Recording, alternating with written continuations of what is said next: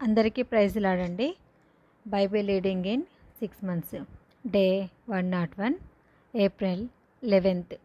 సామెతల గ్రంథం 24వ అధ్యాయం నుండి చదువుకుందాం. దుర్జనులను చూచి మత్సరపడకుము, వారి సహవాసము కోరకము. వారి హృదయము బలత్కారము చేయు యోచించును. వారి పెదవులు కీడును గూర్చి మాట్లాడును. జ్ఞానము వలన ఇల్లు కట్టబడును, వివేచన వలన అది స్థిరపరచబడును. తెలివి చేత దాని గదులు విలువగల రమ్యమైన సర్వసంపదలతో నింపబడును. జ్ఞానం కలవాడు బలవంతుడుగా ఉండును, తెలివి గలవాడు శక్తిమంతుడుగా ఉండును. వివేకము గల నాయకుడివై యుద్ధము చేయుము. ఆలోచన చెప్పువారు అనేకులునుట రక్షణకరము. మూర్ఖునికి జ్ఞానము అందదు. గుమ్మము నొద్ద అట్టివారు మౌనులై ఉందురు. కీడు చేయ పన్నాగములు పన్నువానికి తంటాల మారి అని పేరు పెట్టబడును. మూర్ఖుని యోచన పాపము. అపహాసకులు నరులకు హేయులు. శ్రమదినమున నీవు కుంగినెడల నీవు చేతకాని వాడవగుదువు. చావునకే పట్టబడిన వారిని నువ్వు తప్పించుము. నాశనమునందు పడుటకు జోగుచున్న వారిని నీవు రక్షింపవా? ఈ సంగతి మాకు తెలియదని నీవనుకుని నెడల హృదయములను శోధించేవాడు నీ మాటను గ్రహించును కదా. నిన్ను కనిపెట్టేవాడు దానిని ఎరుగును కదా. నరులకు వారి వారి పనులను బట్టి ఆయన ప్రతీకారము చేయును కదా. నా కుమారుడా, తేనె త్రాగుము, అది రుచిగలది కదా. తేనె పట్టు తినుము, అది నీ నాలుకకు తీపియే కదా. నీ ఆత్మకు జ్ఞానము అట్టిదని తెలుసుకొనుము. అది నీకు దొరికినడలా ముందుకు నీకు మంచి గతి కలుగును. నీ ఆశ భంగము కానేరదు. భక్తిహీనుడా, నీతిమంతుని నివాసమునొద్ద పొంచి ఉండకము. వాని విశ్రమ స్థలమును పాడు చేయకము. నీతిమంతుడు 7 మార్లు పడినను తిరిగి లేచును. ఆపత్కాలమందు భక్తిహీనులు కూలుదురు. నీ శత్రువు పడినప్పుడు సంతోషింపకము. వారు త్రొట్టిల్లినప్పుడు నీవు మనసున ఉల్లసింపకము. యెహోవా చూచి అసహించుకొని వాని మీద నుండి తన కోపము త్రిప్పుకొనునేమో. దుర్మార్గులను చూచి నీవు వ్యసనపడకము. భక్తిహీనులడల మత్సరపడకము. దుర్జనునికి ముందుగతి లేదు. భక్తిహీనుల దీపము ఆరిపోవును. నా కుమారుడా, యెహోవాను గణపరచుము, రాజును గణపరచుము. అలాగు చేయని వారి జోలికి పోకము. అట్టి వారికి ఆపద హఠాత్తుగా తటస్థించును. వారి కాలము ఎప్పుడు ముగియునో ఎవరికి తెలియను. ఇవియు జ్ఞానులు చెప్పిన సామెతలే. న్యాయం తీర్చుటల పక్షపాతము ధర్మము కాదు. నీ అందు దోషం లేదని దుష్టునితో చెప్పువానిని ప్రజలు శపించుదురు. జనులు అట్టి వాని యందు అసహ్యపడుదురు. న్యాయముగా తీర్పు తీర్చి వారికి మేలు కలుగును. క్షేమకరమైన దీవెన అట్టి వారి మీదికి వచ్చును. సరి అయిన మాటలతో ప్రత్యుత్తరం ఇచ్చుట పెదవులతో ముద్దు పెట్టుకున్నట్లుండును. బయట నీ పని చక్క పెట్టుకొనము. ముందుగా పొలంలో దాన్ని సిద్ధపరచుము, తర్వాత ఇల్లు కట్టుకొనవచ్చు. నిర్నిమిత్తముగా నీ పొరుగువాని మీద సాక్ష్యము పలుకము. నీ పెదవులతో మోసపు మాటలు చెప్పవచ్చునా? వాడు నాకు చేసినట్లు వానికి చేసేదను, వాని క్రియల చొప్పున వానికి ప్రతిఫలం ఇచ్చేదను కొనుక్కుము. సోమన వాని చేను నేను దాటిరాగా, తెలివిలేని వాని ద్రాక్ష తోట నేను దాటిరాగా, ఇదిగో దాని అంతటా ముళ్ళతుప్పలు బలిసి ఉండెను, దూలగొండ్లు దాన్ని కప్పి ఉండెను, దాని రాతి గోడ పడి ఉండెను. నేను దాన్ని చూచి యోచన చేసుకుంటుని, దాన్ని కనిపెట్టి బుద్ధి తెచ్చుకుంటుని. ఇంకా కొంచెము నిద్ర, ఇంకా కొంచెము కునుకుపాటు పరుండుటకై, ఇంకా కొంచెము చేతులు ముడుచుకొనుట, వీటి వలన నీకు దరిద్రత పరిగెత్తి వచ్చును. ఆయుధస్తుడు వచ్చినట్లు లేమి నీ మీదికి వచ్చును. సామెతల గ్రంథం 25వ అధ్యాయము. ఇవిను సొలొమోను సామెతలే. యూదారాజైన హిజ్కియా సేవకులు వీటిని ఎత్తి రాసిరి. సంగతి మరుగు చేయుట దేవునికి ఘనత, సంగతి శోధించుట రాజులకు ఘనత. ఆకాశముల ఎత్తును భూమి లోతును రాజుల అభిప్రాయమును అగోచరములు. వెండిలోని మస్టు తీసివేసినడలా పుటము వేయవాడు పాత్ర ఒకటి సిద్ధపరచును. రాజు ఎదుట నుండి దుష్టులను తొలగించినడలా అతని సింహాసనము నీతి వలన స్థిరపరచబడును. రాజు ఎదుట డంబము చూపకము, గొప్పవారున్న చోట నిలువకము. నీ కన్నులు చూచిన ప్రధాని ఎదుట ఒకడు నిన్ను తగ్గించుట కంటే ఇక్కడికి ఎక్కి రమ్మని అతడు నీతో చెప్పుట నీకు మేలు కదా.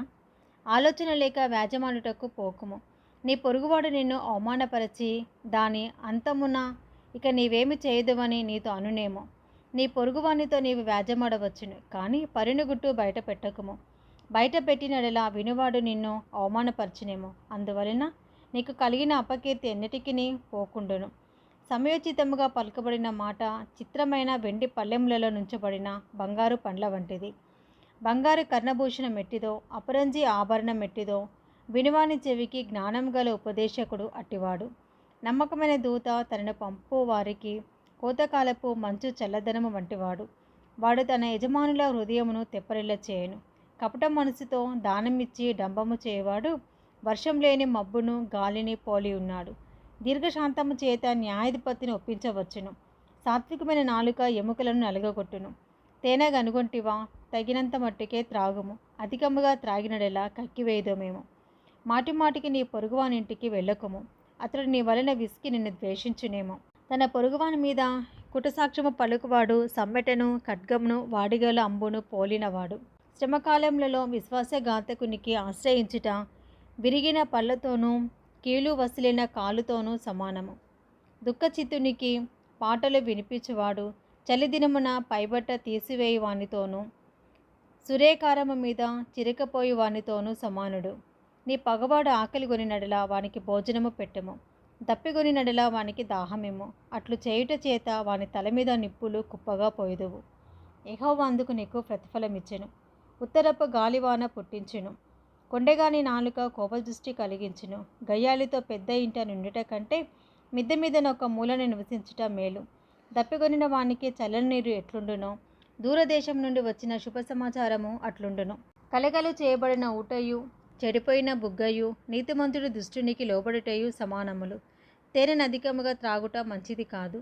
దుర్లభమైన సంగతి పరిశీలన చేయట ఘనతకు కారణము.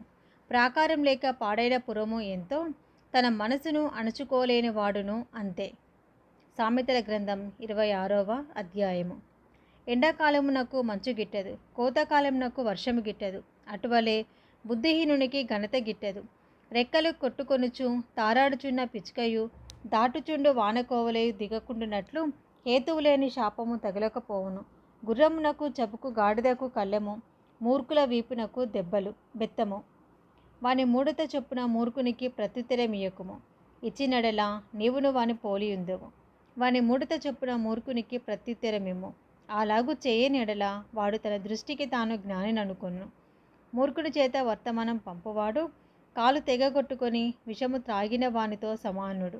కుంటివాని కాళ్ళు పట్టులేక యున్నట్లు మూర్ఖుల నోట సామెత పాటి లేకుండును. బుద్ధిహీనుని గనపరచువాడు వడిసెలలోని రాయి కదలకుండా కట్టువానితో సమానుడు. మూర్ఖుల నోట సామెత మత్తుగొనువాని చేతిలో ముళ్ళు గుచ్చుకొనున్నట్లుండును.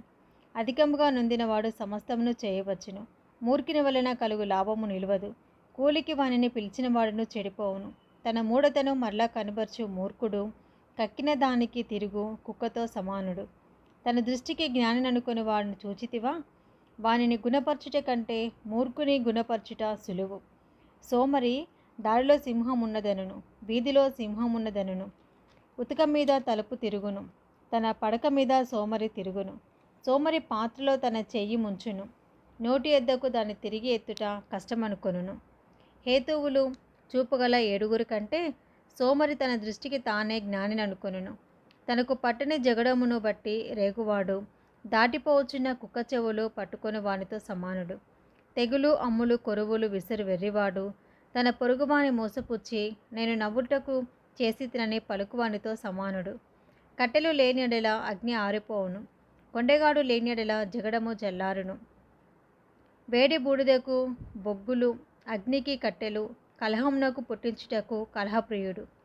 కొండెగాని మాటలు రుచిగల పదార్థములు వంటివి, అవి లోకడుపులోనికి దిగిపోవును. చెడు హృదయమును ప్రేమగల మాటలాడు పెదవులను కలిగి ఉండుట మట్టి పెంకు మీది వెండిపూతతో సమానము. పగవాడు పెదవులతో మాయలు చేసి అంతరంగంలో కపటము దాచుకొనును. వాడు దయగా మాట్లాడినప్పుడు వాని మాట నమ్మకము. వాని హృదయంలో 7 హేయ విషయములు కలవు. వాడు తన ద్వేషమును కపట వేషము చేత దాచుకొనును. సమాజంలో వాని చెడుతనము బయలుపరచబడును. గుంటను తవ్వువాడే దానిలో పడును. రాతిని బొర్లించి వాని మీదికి అది తిరిగి వచ్చును. అబద్ధంలాడువాడు తాను నలగగొట్టిన వారిని ద్వేషించును. ఇచ్చకప్పు మాటలాడు నోరు నష్టము కలుగజేయును. ఇది ఈరోజు భాగం అండి. Praise the lord.